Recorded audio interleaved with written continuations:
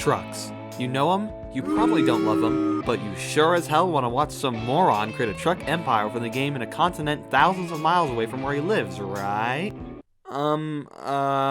That's what I thought. Check your calendars, ladies and gentlemen, because it's May, and that can only mean one thing: Truck Mod! Welcome to Euro Truck Simulator 2.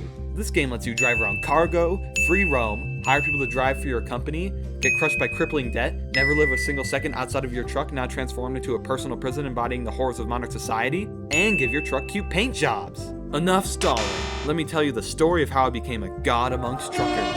Our story begins in... Wait a minute, this isn't our story. You didn't play on my save file, and for a matter of fact, why do so many stories start like that? Anyways, my story begins on the character creation screen. Sadly, the recordings of the first few in-game days have been corrupted, so I'll just have to dramatically reenact what happened for a bit. Take a guess at what I named my character. It had to have been Shlant, right? Wrong, you moron, you buffoon! I named my little guy Shlanto Banto, who would be represented by this sussy dude. I was set on naming my company Shlant's Crazy Delivery, but our cruel world only gives us 20 characters. We live in a society. For the company logo, I chose this thing because it reminded me of America, and that's something I'll need while I'm working thousands of miles away. Though, now that I think about it, this logo could also be the United Kingdom, or France, or Australia, or North Korea, or New Zealand. Hell yeah, now we got business. Or Norway, or Cambodia. Whew, I finally named all of them. Oh, and for the truck I just picked whatever, it really doesn't matter. Then came an important decision, where to set up my first garage. Despite my abhorrence of the place, I picked Paris, France, because I thought it would be funny to say that I was in Paris. But before getting to the real game, it forced me to do a stupid tutorial delivery from Paris to Paris. It lasted like a minute or something. Anyways, now I'm gonna speed through everything that happened that wasn't recorded. Firstly, you gotta understand that there's two main types of jobs in the game. You can take a quick job where you just pick a route, or take a freight market job where you have to use your own truck to deliver cargo. Freight market jobs are where the real game begins, but you gotta buy a truck with your own money, and obviously you can only get it from hard work. Loans. You get a fat loan. Additionally, every time you gain enough XP from jobs, you will level up, letting you pick between a variety of perks. I did a few quick jobs to the bank that I wasn't sus and took out a fat 100,000 euro loan. Yeah, you can customize every other unit in the game to be normal except for money, so... Hey, you gotta hurry this part up. We're on a strict schedule here. What? No, we're not. Okay, alright. Alright, I bought a red Scania Streamline with my loan, then went straight for the freight market. I delivered cargo 16 times, leveled up 4 times, found the cure to cancer, became the 49th president of the United States, lived out my whole life for another 100 years, only to be jolted awake after taking my last breath on the hospital bed to realize I was living a dream and everything I had experienced was fake, and made Gucci Wolf 2. Would you look at that? The footage is back. Isn't this riveting?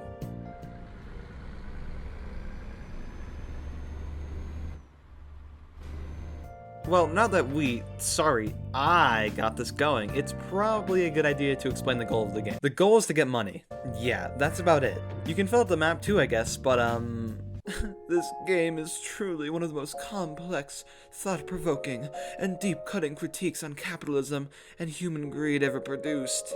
One of the more interesting aspects of the game compared to other driving games is how your actions truly have consequences. When you ram face forward into a wall, your truck gets damaged. When you crash into a car, you gotta pay a fine, even if only 1 inch of your truck touches a car or if the car rams into you. Additionally, you can get fined for going over the speed limit, which the cops seem to enforce at complete random, and a myriad of other strange rules. Although, there's nothing stopping you from loading a previous save and avoiding fines.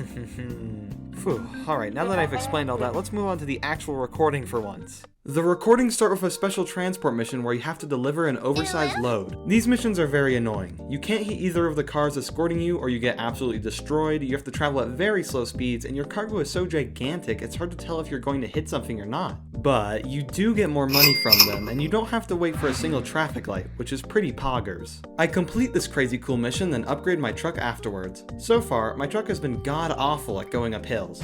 If I was going to drive up an even slight incline, I'd have to build up speed, or I may get stuck forever.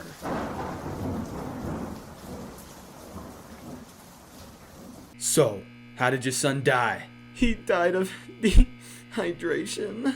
What was the cause of this dehydration? He was trapped in his truck and he got stuck trying to deliver powdered milk. Yeah, nice sob story, lady. Afterwards, I upgrade my truck to work better over hilly terrain, so hopefully such a sad death won't happen to me. Now, one of the most annoying aspects of the game is the speed limit. I mean, firstly because going fast is fun and I would kill to ram through a residential area at 120 miles per hour, same goes for real life really. But no, the real reason is because no matter what, you're always either going too fast or too slow, so you gotta pick between slogging along the roads at the speed of my upload schedule in early 2018, or blazing through them like a YouTuber who posts their videos in 8K blazes through their hard drive space, and getting a fine like a person who's been fined? At this point in my playthrough, I usually went with the second option. Now as you can see here, I'm hiring. Well, not in real life. Sorry, millennials. However, sometimes the job offers this game gives me are, well, garbage. Now, while I'm trying to fund my expansion, I'm being pushed into taking out bigger and bigger loans, and eventually I have to pay over 11,000 euros a day to pay them off. To put that into perspective, for an average 8-hour working day, I would have to be making 1,375 euros an hour. Luckily for me, however, you literally do not have to sleep in this game, which implies some straight 19th century factory conditions tomfoolery, but it's pretty convenient for me, so who cares? Alright, so do you remember when I talked about not wanting to die via hill stuckage? Yes? Oh, you don't? Let me remind you. But I do. Sorry about that, guy. Anyways, roll the clip. So, how did your son die? He died of dehydration. What was the cause of this dehydration? He was trapped in his truck and he got stuck trying to deliver powdered milk. Yeah, nice sob story, lady. Yeah, so let's just say that during a certain special transport delivery with a haul truck chassis in my cargo, I may or may not have had an epic fail, as a 2012 Rage Comic gamer would say. What a I mean, come on, just look at this. This is sad. But hey, it's not my fault. It wasn't my own truck. What could I have done about that? I also wasted like 40 minutes of my real world life on that delivery just for it all to be for naught, so how was your day? Alright, let's wrap this up. Basically, I did a lot of driving and I got a lot of money. Then I was like, man, I should hire some drivers, so I sure did that. Oh, and shout out to my man Haraj H. The amount of times he leveled up was ridiculous. Good job, my man. Alongside Haraj H, I hired 3 other drivers, all of their own trucks of course, and fully upgraded my garage. And best of all, I finally did it. I paid off 1/6 of my debts. Hey, I know it's not much, but how much debt have you damn millennials paid off? I mean, in this economy?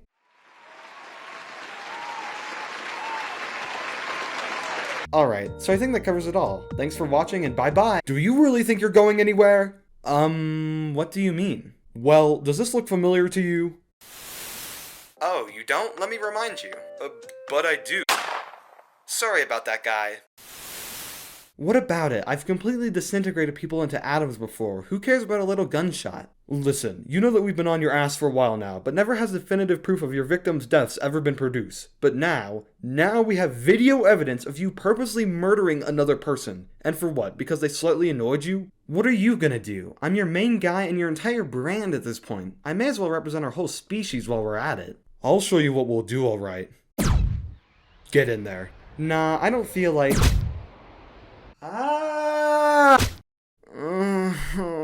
what? God, what happened?